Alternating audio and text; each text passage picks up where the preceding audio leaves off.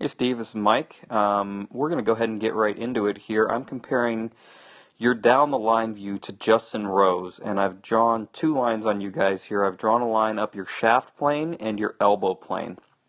And what's important to keep in mind is you're trying to keep the golf club kind of in this window between these two lines throughout the swing. More or less, some guys are, closer than others, but that's the general goal. And at impact, you want to return the club to your shaft plane, which is the bottom line. So we're going to take you through your swing here and just see kind of how your swing relates to your swing plane as you take the club through the backswing and into the downswing. So I'm going to step it back here. You can see you get the club out way outside really early as your shoulders are kind of working down. That club is pretty far out there. That's not an unrecoverable position, but, it's certainly something to take notice of. If, we're going to compare Justin Rose here. If I take him back into his backswing, you can see his golf club tracks. Let me slow it down a little bit. You can see his golf club is tracking kind of right up those lines. He's kind of got it right in the window, so his club face halfway back is covering his hands, where yours is pretty far outside and your shoulders are kind of working more down than they are working level. So I would like to see your shoulders work a little bit more level on the way back, and I would like to see the club kind of passing through your hands a little bit more. So it's pretty obvious, just halfway into the backswing here that you guys are in way different positions. And that's going to lead to some things as we go through your swing here. So I'm going to continue your swing to the top of the backswing. And, there's just not quite as much coil as I'd like to see. You don't quite have as much extension as we'd like, but this is actually a pretty good position that you've gotten it back into. As you move into the downswing, you're just having a hard time getting it back on the proper plane because you started so far outside the line. So as you can see into this downswing here, you're kind of over the plane. So ideally, we would like this shaft. You see how the shaft here, it's not really parallel to that line. Ideally, we would like that shaft to be more, wait for it, I lost your shaft plane. But ideally, we would like that thing a lot more laid down. We would like it a lot more like that on the way down.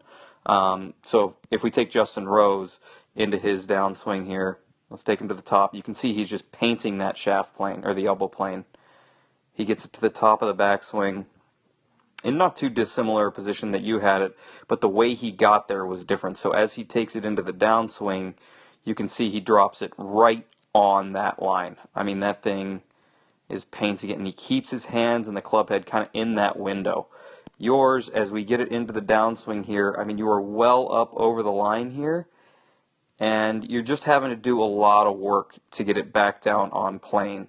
And your hands and arms are really high, and it's just going to be tricky. So you kind of have to use, you just have to use your hand-eye coordination to pull this off, and you would do a lot better. What you need to work on is the first half of your backswing. So I'm going to take you through impact here.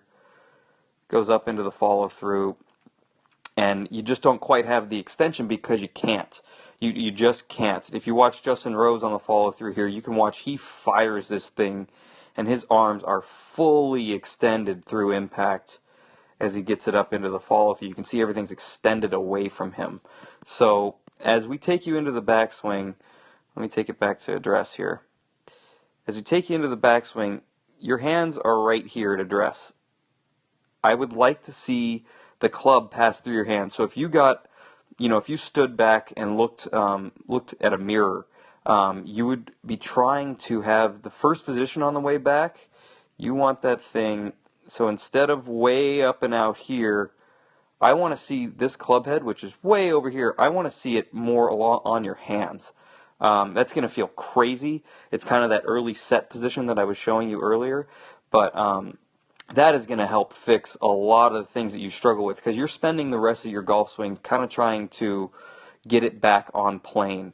And like I said, that's just not ideal. So do some swing drills where you just look in a mirror and take it halfway back and make sure the club is passing through your hands. And if it's passing through your hands, you're doing it correctly, and you're going to have a lot easier time making your downswing.